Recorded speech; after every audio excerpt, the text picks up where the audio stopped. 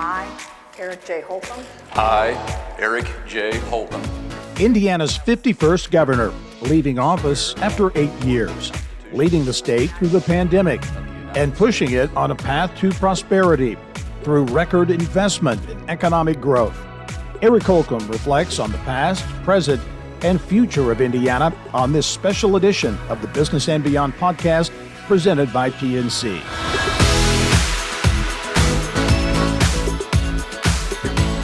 And I'm pleased to be joined on what I guess you could technically call a Business and Beyond videocast or vidcast instead of a podcast by two-term Indiana Governor Eric Holcomb as he prepares to leave office. Well, Governor, as you prepare to leave office after 2 terms, how is Indiana today different than what it was when you took office?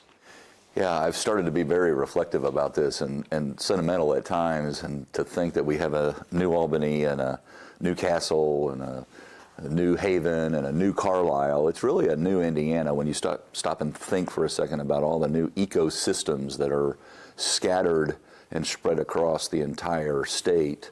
We've always been obviously a powerhouse when it comes to ag and ag biotech and life sciences and advanced manufacturing. Now we're increasingly finding ourselves planning for what we want to be in 2030 and 2040. And those long-term investments, those strategic investments, really have made a difference in terms of not just the growth, but the new opportunity that will be here, not somewhere else. Still an uber competitive world out there. Companies have to make decisions on where they're going to grow their roots and then blossom. But increasingly so, we see investments in the billions being made, and those are forever long-term decisions that have to be made. So we have to be very mindful of investing in quality of place and quality of life, investing and reinvesting in ourselves so that we have a quality workforce that can meet the needs of the company that's competing around the world as well. I want to ask you about some of those new economy companies and industries in a moment, but you took a very active role in economic development, to be sure. And the numbers were very big. Last year, a record year for economic development in Indiana. You blew through that in 3 quarters this year, so another record year this year. I know there are a number of factors at play, but can you put your finger on one thing that is really driving economic development wins? I think Indiana has really hit our groove in terms of alignment of mission and purpose, in terms of aligning state and local government with the corporate sector, with the philanthropic sector, and most maybe importantly with academia. Having Purdue, IU, Notre Dame, Butler, Ball State, ISU, Ivy Tech, Vincennes University at the table in the beginning of our discussions with companies all over the world, they understand that we're serious about not just getting folks hired for the initial phase, but a lot of these companies are making investments, again, big investments that will require phase 2, phase 3, up to phase 6. And that means that they have to not just, if you're Stellantis, plan for retirements out the next decade, but also plan for the new types of jobs in the next decade. And so that requires Purdue, IU, Notre Dame, Ivy Tech being at the table right now and having a plan in place to implement, not just understanding the latest buzzword and repeating it, but actually putting a plan on the table and making commitments, shared commitments. And I think that alignment and the strategic approach on both sides of the table, the company and the state, has yielded some unprecedented results. How significant, in your view, is the separation of Indiana and Purdue universities here in Indianapolis? It's a significant separation in terms of they each have their sole mission and are going to be able to really take it to not just the next level, but the next and the next and the next. We all need more engineers.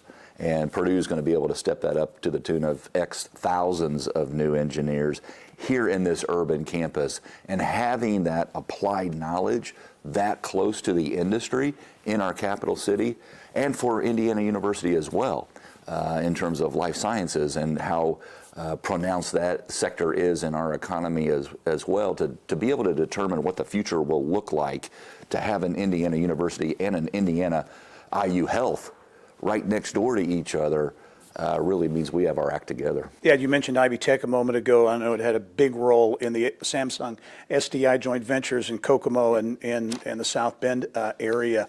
As you look at workforce, such a huge issue all over the country, obviously, but here in Indiana, how comfortable do you feel about where workforce is now? And is that kind of unfinished business? Absolutely unfinished business, and always will be. I'll always be uncomfortable about potentially outkicking our coverage, meaning we can attract world-class companies here, but we have to have the workforce needed, and that requires us to be nimble and agile as a state in how we upskill and reskill the workforce that they need, especially considering demographics. Demographics and statistics are pretty stubborn, and they tell the story. And as we age, we need to make sure we're not only retaining talent, but attracting more talent and then retraining lifelong. Some of the biggest names in business investing billions of dollars in the state of Indiana: Microsoft, Meta, Google, Amazon, investing lots of money, pledging to lots of jobs. Is there more in the pipeline? I mean, people are amazed at the level of investment by these companies. Is this the beginning? This is the beginning, truly, and it's a new frontier, and we are, as we have, not just exploring this new space, but we're discovering and making those discoveries alongside the companies. And that's what's so attractive, is they see that we are investing in their pursuits, in our shared pursuits. And so for a state like Indiana that has had an Eli Lilly have their corporate headquarters and their corporate flag planted here, and to be a global company, but reinvesting up to now $13 billion in one new area of our state, shows to all the other companies, the companies that are manufacturing isotopes throughout the state of Indiana, shows that we have what it takes for them to not just start up, but to grow. We've had record years of new startups and new small business startups in the last 8 years as well. And so it's not just the large billion-dollar, multi-billion-dollar kind of headlines that companies see. They see this vibrant small business ecosystem, entrepreneurial pursuits that are making these discoveries, finding out ways to make plastic toothpaste caps 100% biodegradable. Those are, from recycling watermelon rinds. Those are very attractive to a company like Berry Global down in Evansville, Indiana. And so again, this is statewide, and these innovations that are coming off the family factory floor or the family farm out in the fields, this is what's exciting, is how we're bringing people together and then maximizing all of our efforts because we're synchronized. You mentioned Lilly and that $13.2 billion investment. How special, in your view, is that investment, not just for the big numbers and the numbers of jobs, but the fact that Eli Lilly and Company, founded, headquartered here, is reinvesting here and perhaps not elsewhere?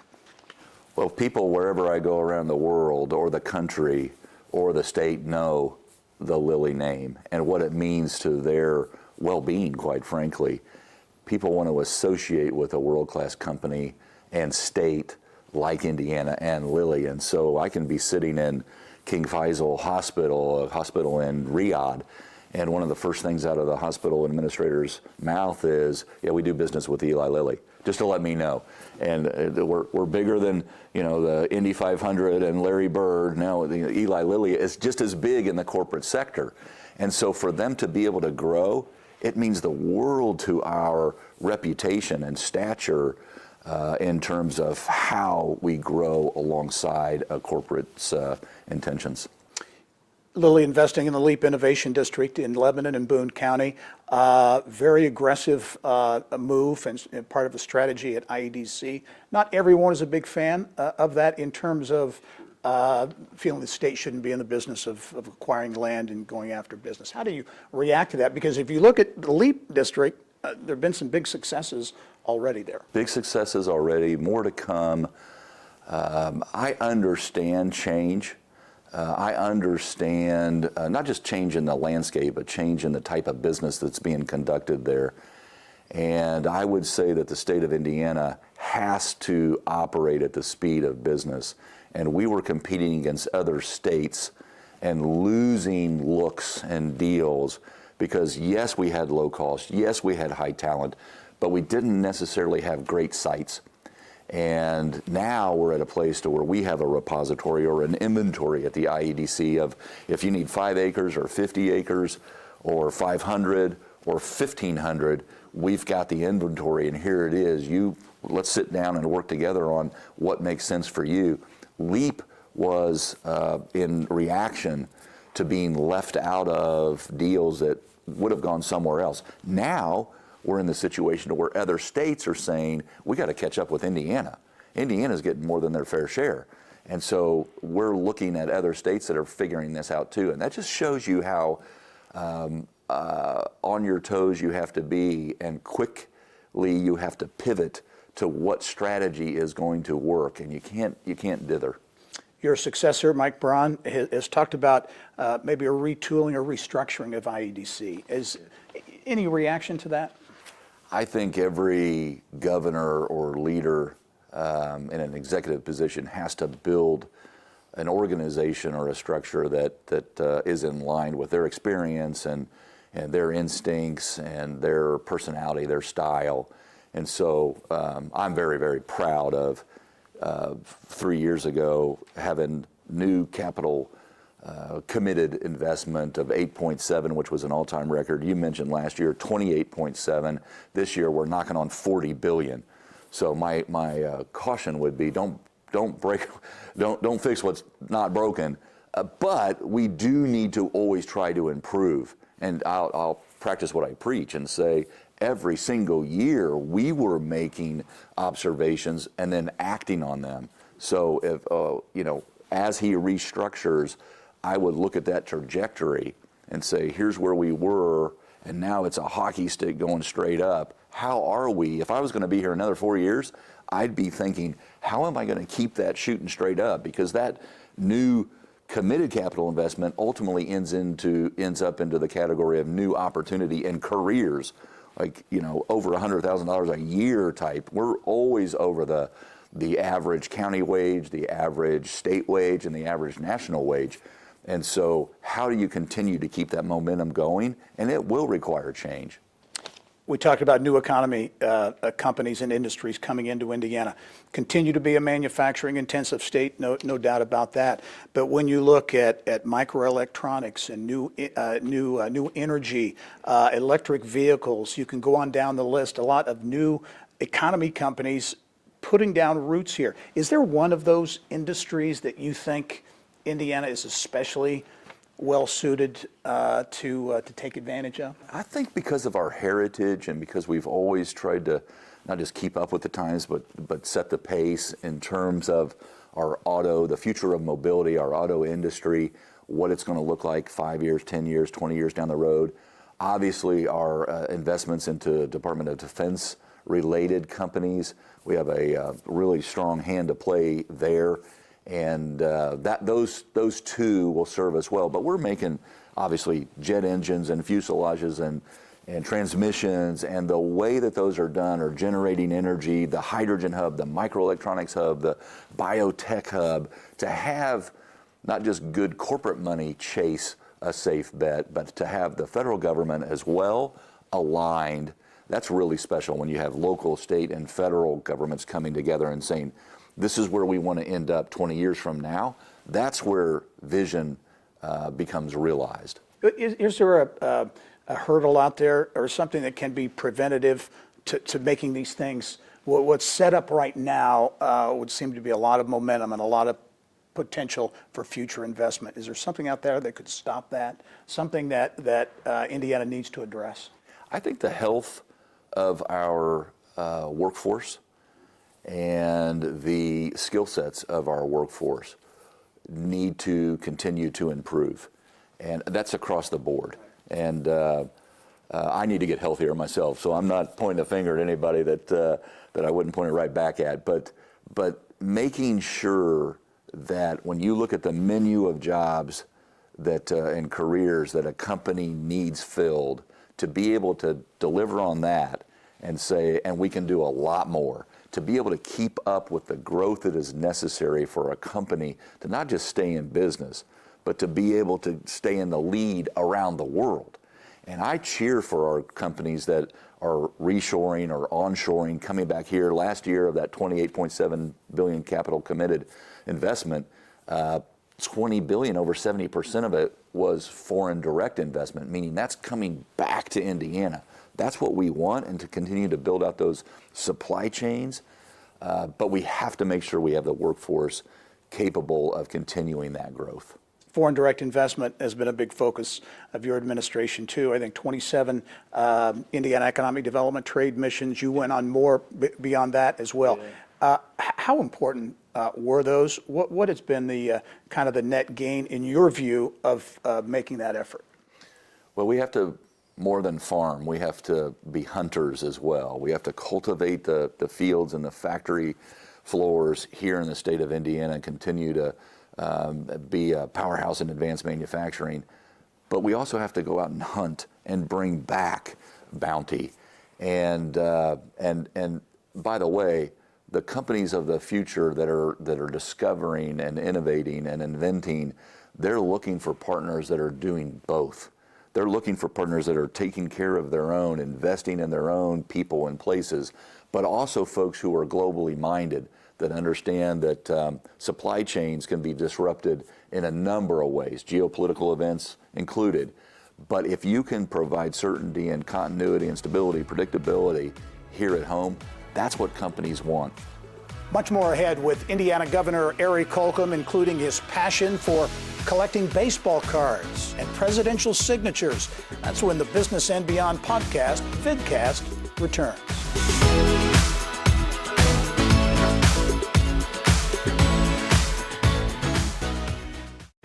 At PNC Bank, we're committed to making a difference in the lives of our customers and communities by helping them move forward financially.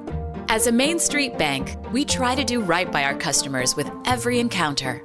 Our local teams offer personalized financial advice to help guide you in making the best decision. We're proud to be part of your community. PNC Bank. See how we can make a difference for you at pnc.com. Copyright 2022, the PNC Financial Services Group, Inc., all rights reserved.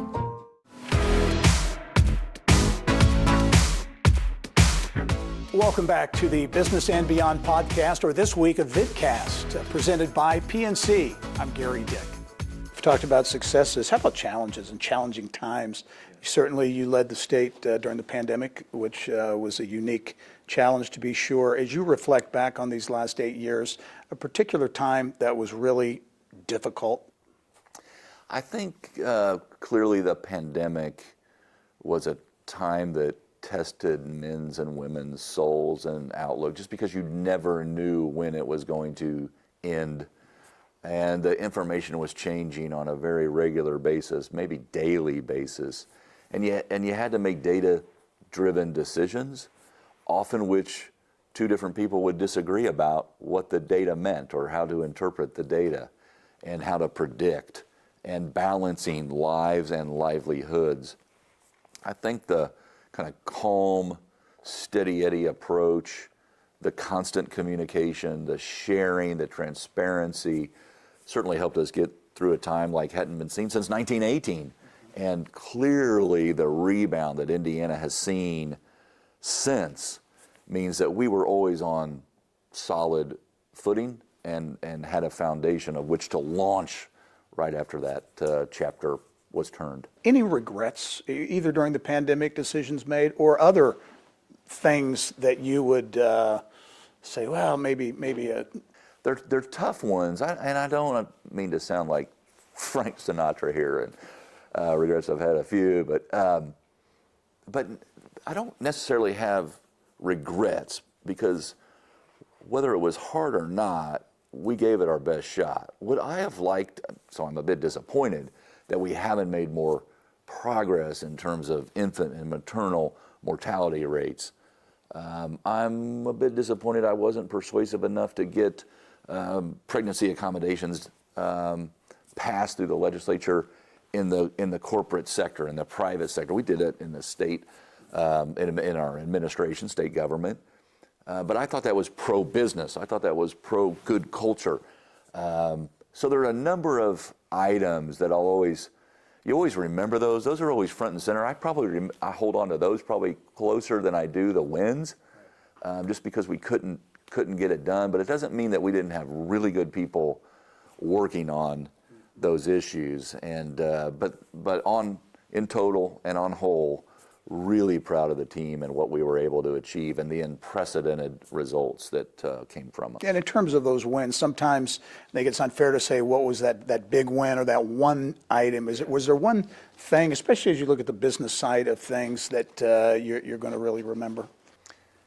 I think I'll certainly remember those big headlines and the small headlines, the smaller deals. About 80% of our deals at the IADC are small, medium-sized business deals.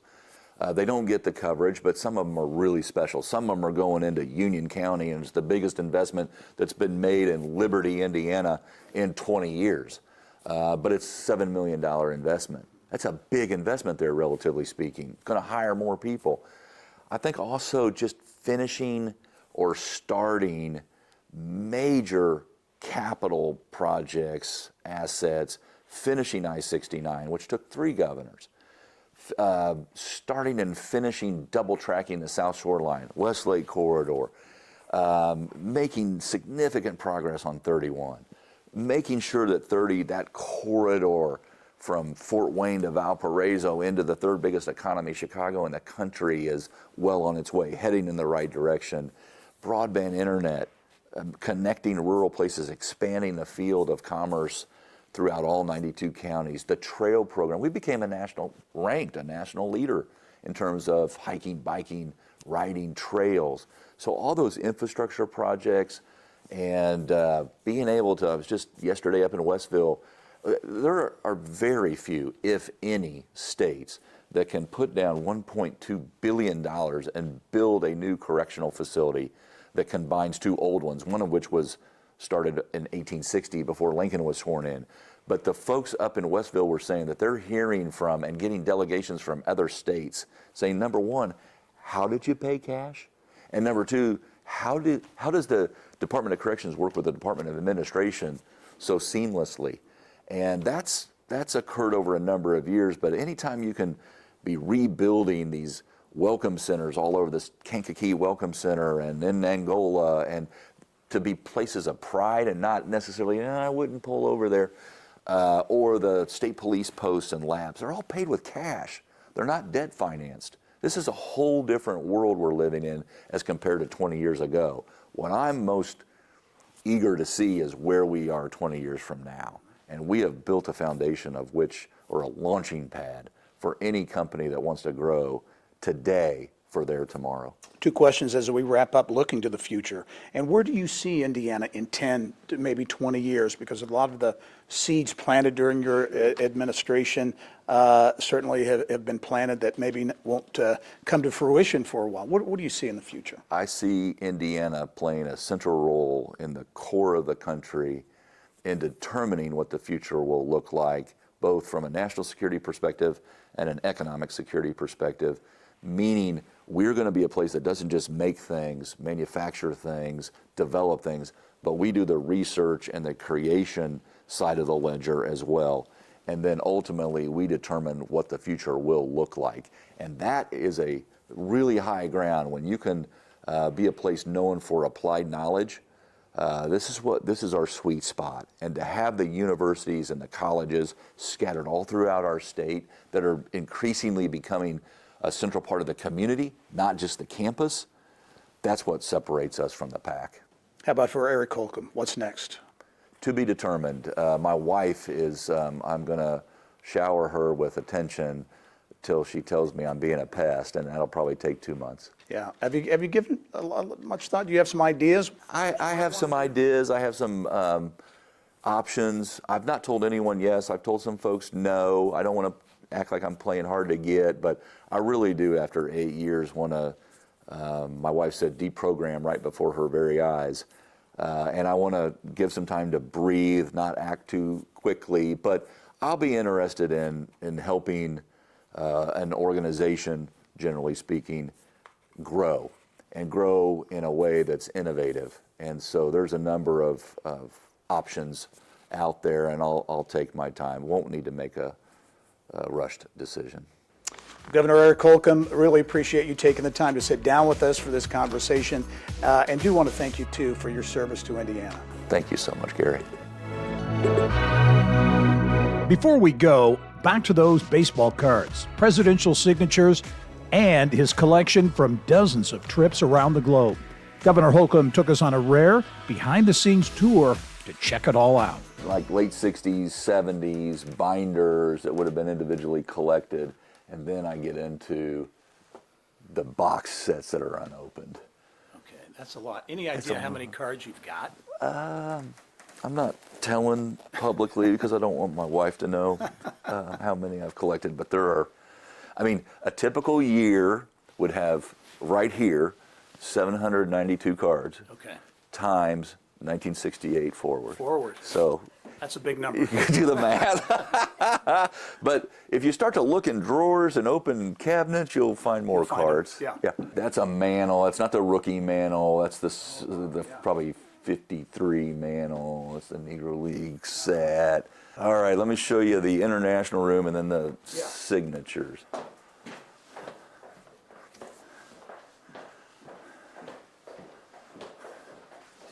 So this is just stuff that has made its way back from individual trips. Yeah. And someday I'll be able to, this represents the 6 continents that we've sold Indiana on, like man-made, iconic structures.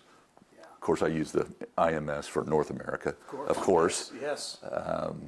But it's, you know, these represent relationships, and one, you know, it's a small world out there, and it comes down to people and trust and earning that trust and, you know, continuing to work together. So the trips that I made in 2017 or 2018 are even stronger, the relationships in 2024. All right, can I show you the signatures, right? So this is where just about no one ever goes, only because it's where we live. And so it's not kind of part of the business model. I've got at least a signature for every president. That's a George Washington piece of correspondence with a guy who was trying to, it was actually a quartermaster, and he is writing Washington from Fort Pitt, and he's basically accusing the commanding officer of embezzlement and needs to be relieved. Down this hallway, in chronological order, goes from Washington Adams to the next Adams. I mean, all the way down and then back and ends up where we are. And even if it looks, you know, like that's Gerald Ford talking about how he's basically confirming the commission that Oswald was the single lone gunman. Or I'm a big Houston Astros fan, and I was a big Bush fan, the elder, and the younger, his son, but I'm an Astros fan, so that's the only reason I got that. I collect 10 soldiers, and Reagan in his home out in California collects lead 10 type soldiers. This is Reagan at a Jim Beam convention, and so you see the decanter that this artist used as like the podium. So there's just little, this is George, this is this Bush, the elder, and he's talking about, a little birdie told me that you collected signed baseballs and that you might like to have one signed by me. Oh, wow. And he also says, congratulations on your election as governor of the state of Indiana. Like, so that's really, you know, special and personalized. LBJ and different parts of his life. Kennedy, this is an interesting one just because this is 60, and you know, Kennedy is talking about becoming president. He's a senator. People are questioning, can a Catholic be president of the U.S.? This is actually a funny one, and I'm glad the photographer got this photo. I didn't see it coming. President then Trump says, how much did I win Indiana by? And I said 19. He goes, no, I think it was more than that. And I go, well, sir, I was on the ballot too, and pay attention to these things, and it was 19. And he says, no, I think it was more than that. And I said, well, I mean, I can get it to your people, the numbers and the outcome. But by the way, 19's a lot, and Barack Obama won the state of Indiana. Just to put this in context, and 19's big, and so he pauses, and the reason he's laughing, and I'm kind of like, is he says, I tell him that's big, it's a big number, and he goes, would I have won it more if Bobby Knight was my vice president? Indiana Governor Eric Holcomb wrapping up his 2 terms in office. His official portrait here capturing his personality to a T, including those trademark cowboy boots. I'm Gerry Dick. Thanks for joining us on this special edition of the Business and Beyond vodcast.